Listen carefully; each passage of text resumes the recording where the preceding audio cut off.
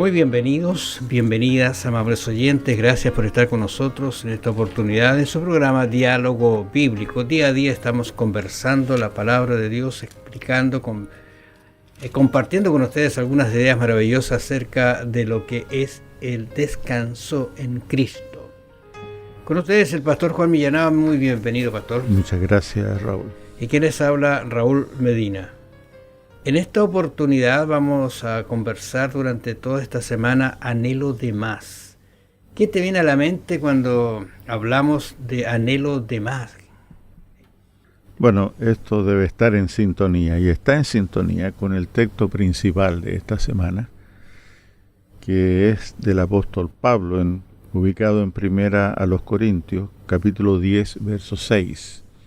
Dice allí: mas estas cosas sucedieron como ejemplos para nosotros, para que no codiciemos cosas malas como ellos codiciaron.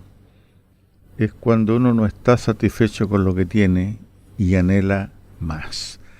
Una señal de nuestros tiempos, ¿no?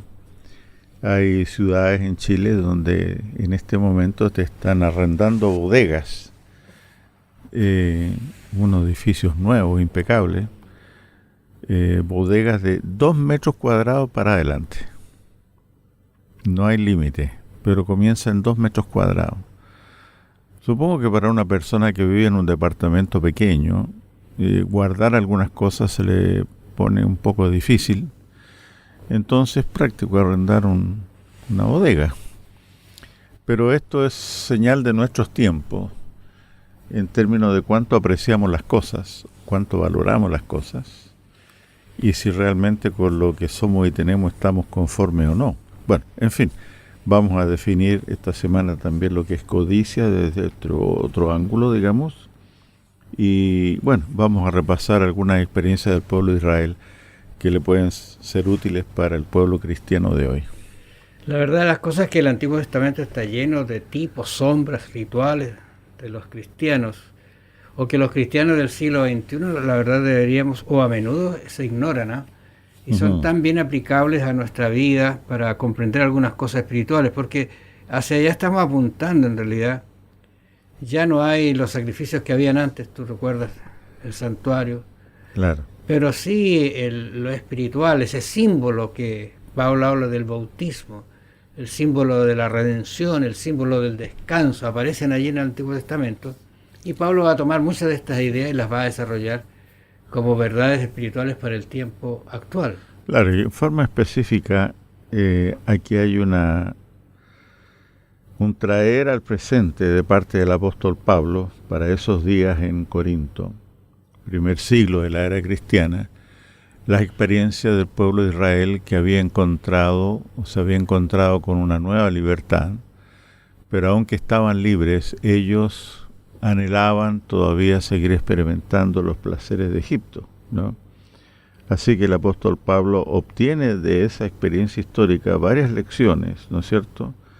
Por ejemplo, cuando ya Dios les dio lo que deseaban, les dio codornices, les dio carne, y cuando esta carne estaba todavía entre sus dientes, sobrevino sobre ellos una plaga, ¿ya? Entonces, los israelitas denominaron cementerio aquel lugar donde muchos murieron, ¿no es cierto? Precisamente cuando esos anhelos se cumplieron, Dios es caballero, Dios es respetuoso, y a veces concede lo que ellos piden, pero lo que han pedido era errado. Y esto produjo una gran mortandad, ¿no? Así que aquí la aplicación a la situación en Corinto era obvia, y eso lo podemos leer también aquí en el capítulo 8 de Primera a los Corintios. El verso 13 dice allí: por lo cual, si la comida le es a mi hermano ocasión de caer, no comeré carne jamás, para no poner tropiezo a mi hermano. Había un problema en la iglesia en Corinto, que es un eco de los problemas que Israel estuvo en el desierto. Fíjate que también hay en 1 Corintios 10, del 1 en adelante, Pablo expresa algunas de estas ideas que está desarrollando. Porque no quiero, hermanos, que ignoréis que nuestros padres todos estuvieron bajo la nube y todos pasaron el mar rojo. Fíjate que toma esta realidad de Israel, toma esta realidad de ese mar rojo, de esa nube que los acompañó siempre. Y todos en Moisés fueron bautizados en la nube y en el mar. ¿Qué te parece esa expresión? Bueno, es un adelanto lo que tú has leído, un modelo en miniatura de actividades e instituciones que apuntan a realidades celestiales más grandes, ¿ya? Son tipos, son ejemplos, ¿no es cierto? Entonces, el mismo libro de Hebreos, el capítulo 4, nos puede ayudar a descubrir una de estas realidades en lo que respecta a la cuestión bíblica del descanso, ¿ya? Que generalmente nosotros pensamos en términos de descanso físico o descanso de una jornada de labor, interrumpir una jornada de labor. Hay un significado mucho más profundo de lo que es descanso en la Sagrada Escritura que esta semana intentamos descubrir. Ahora es interesante porque Pablo está hablando a quienes que conocían todos estos antecedentes, ¿eh? No está ausente la gente, el auditorio de la realidad que vivió el pueblo de Israel. Ellos lo comentaban, lo hablaban. Incluso él dice, todos comieron el mismo alimento espiritual. Bueno, el alimento o el maná. Y aquí está aplicándose el símbolo, ¿verdad? El símbolo, vuelvo a insistir sobre esta idea, nunca va a ser igual que la realidad. Es superior, pero sí nos ayuda a entender esa realidad que quizás está tan escasa en nosotros con nuestra mente finita. Algunos han hablado de un mapa, por ejemplo. Un mapa del mundo. Y ese mapa está dibujado en un papel, ¿no es cierto? En una superficie plana que nosotros sabemos. Ese mapa, no importa las dimensiones, es una representación falsa del mundo, porque el mundo es redondo, tiene cierta superficie, etcétera. Pero el mapa, sin embargo, es indispensable, aunque sea una representación no verdadera de lo que es la Tierra, sin embargo nos ayuda en una serie de actividades humanas, como la navegación por mar, por tierra, etcétera.